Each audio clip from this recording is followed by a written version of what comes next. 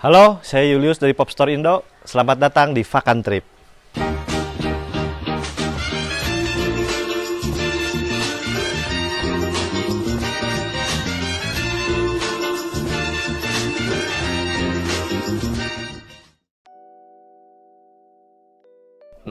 Jadi Popstore Indo kan saya bikin tagline teh kami menjual kejutan.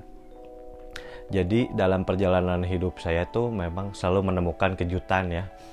Nah, si Popstore Indo itu bermula awalnya dari saya harus bertahan hidup. Jadi kerjaan saya kan nggak tentu ya dari dulu teh. Ngurus band, ngurus artis manajemen, tapi penghasilannya teh nggak tetap gitu. Nah terus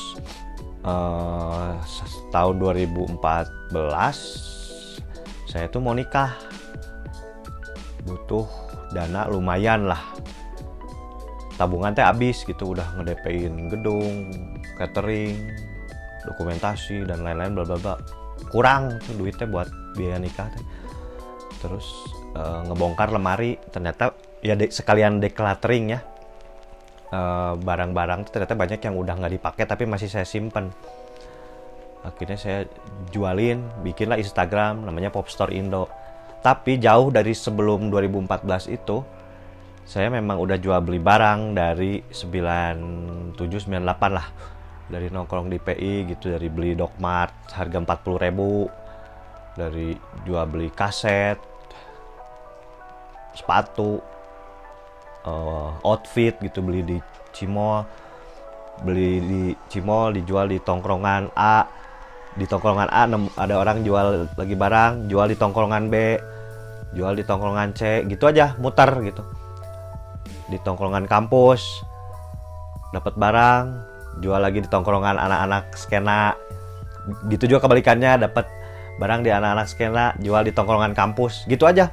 Itu teh bahkan dari SMP ya. SMP, SMA, kuliah. Jadi orang teh tahu, teman-teman di Bandung teh saya mah tukang jual beli barang lah. Itu kenapa saya melakukan itu? Karena saya lahir di keluarga yang nggak punya gitu. Jadi untuk bertahan hidup, untuk bisa jajan teh mesti ngejual dulu barang. Terus dari kecil itu memang saya tumbuh nggak kayak teman-teman lain pada umumnya yang pengen beli mainan tadi dibeliin sama orang tuanya. Saya emang nggak. Jadi harus ngumpulin gitu, dari dikasih uang sama saudara, dikumpulin, ditabung, bisa beli mainan. Terus udah gitu teh temen yang lain ada yang suka mainannya saya jual, kayak gitu dari kecil tuh. Nah dari situ ternyata pas 2014 itu pas saya mau nikah, banyak ternyata barangnya. Wah banyak, di rumah sendiri numpuk.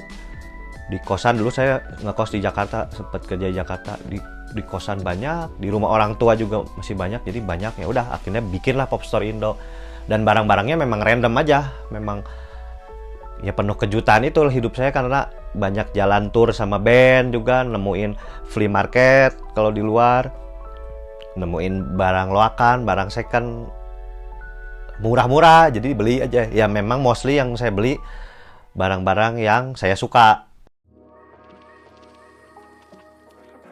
Jadi sebenarnya kalau sebelum ngomongin ke era Kaskus, eranya era dulu konvensional, yang era pra-internet, yang dari 97-98 itu era pra-internet ya.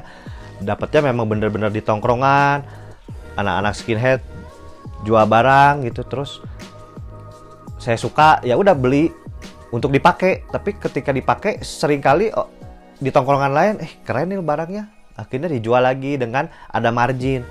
Dari situ, dari konvensional itu berjalan sampai ketemu FJB Kaskus itu cikal bakalnya ketemu jualan online, ketemu era internet 2007-2008 lah, 2008an lah. Ketemu ada, saya mes saat itu kan zaman itu masih MySpace, Friendster, sosmednya belum ada, Instagram belum ada, Facebook baru Friendster, MySpace sama MIRC. Nah terus ketemu ada platform namanya Kaskus yang bisa jual beli secara online. Itu pertama kalinya di Indonesia. Wah keren juga nih, gue bisa ngejual barang gue dan dilihat sama orang lain yang nggak gue kenal gitu. Barang pertama kali yang gue jual di Kaskus itu gue inget banget sepatu Asics, gue dapat dari Medan. Setelah era internet, nggak orang nggak lihat nih barangnya bentuk fisiknya kayak apa, jadi yang dibangun adalah trust gitu. Dan gue ngejaga trust itu ya sejak era Kaskus itu. Gue nggak mau si pembeli gue kecewa, gue nggak mau dia beli barang terus gue dapat reputasi buruk. Apalagi di Kaskus kalau misalkan performa gue jelek, dilempar bata tuh zaman itu kan ada, jadi dapat reputasi buruk, jadi merah gitu.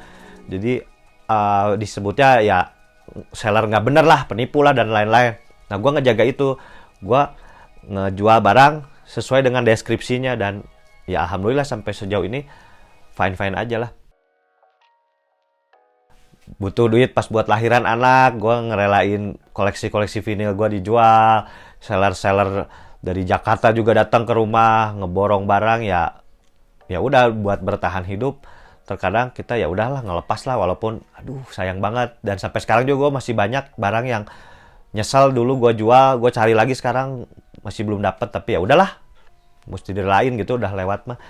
Sering banget lah barang kaset CD kaos band gitu, vinil yang banyak juga yang tadinya gue nggak mau jual, tapi ya karena connect terus sama teman-teman kolektor gitu, mereka datang ke rumah, datang ke toko, barangnya lagi gue pakai, nggak niat dijual tapi ditawar gitu. Sering kaos yang lagi gue pakai terus dibeli langsung saat itu juga, belum gue cuci langsung dibuka gitu, sok udah gue bayarin. Sering banget itu kayak gitu, banyak banget. Nah saya punya kayak buku satu seri jilid 1, 2, 3, bukunya Karl Marx, Das Kapital, tapi versi aslinya itu ada. Terus di bawah bendera revolusi juga yang cetakan pertama, edisi pertama itu punya. Terus juga gambar aslinya Tatang S yang masih sketsa itu saya simpan. Juga banyak dokumen-dokumen sih ya, saya memang ngoleksi dokumen ya. Ya buku, majalah, poster, katalog, zin, leaflet, ya kayak gitu-gitulah. Saya kumpulin dan ya akhirnya saya simpan. Uang kuno juga, ijazah zaman dulu gitu ya, nggak akan saya jual sih. Saya tuh nggak pernah ngeplan hidup saya tuh, nggak pernah ngeplan wah nyari ini nyari itu, nggak pernah. Seketemunya aja, bener-bener kejutan aja. Jadi tiba-tiba dapet, tapi pas dapet teh ternyata wah, kayak di alam bawah sadar teh dari dulu teh pengen barang ini tapi ketemu gitu. Sering kayak gitu, wah ternyata ketemu nih barang ini. Walaupun nggak pernah saya, kalau ditanya kayak gini saya bener nggak bisa jawab. List yang pengen saya cari nggak ada, udah aja let it flow aja. Yang pertama tuh yang langit tak perlu menjelaskan bahwa dirinya tinggi. Itu kenapa jadi favorit, karena gue bikin quotes itu dari lama lah, dari 2005, 2006 gitu, zaman kuliah gitu. Gue teh bersyukur kaki gue bisa ngelangkah ke banyak tempat dan ketemu banyak orang-orang yang sama sekali nggak ada di ekspektasi gue gitu. Bisa ketemu orang-orang yang wow ternyata hebat banget, tapi dia nggak nunjukin kalau dirinya tuh hebat. Dia tuh yang justru ketika gue ketemu orang-orang yang levelnya udah di atas banget, dia tuh malu kalau dia nunjukin kalau dia punya something. Karena levelnya dia sama orang-orang yang mengaku sultan itu tuh jauh pisan. Jadi justru dia kayak ngerasa levelnya dia udah nggak kesentuh gitu. Tapi kayak kayak nggak kayak orang pada umumnya gitu. Kalau misalkan kita ngomongin rich, crazy rich itu mah banyak, tapi yang super extreme crazy rich ini mah nggak mau ngeliatin. Gue nggak bisa jawab jujur, karena dua-duanya kayak ya jalan, dan gue udah komit sama diri gue sendiri. Gue bakal akan terus bawa selama gue masih hidup di dunia, ya dua ini mah bakal akan terus sih.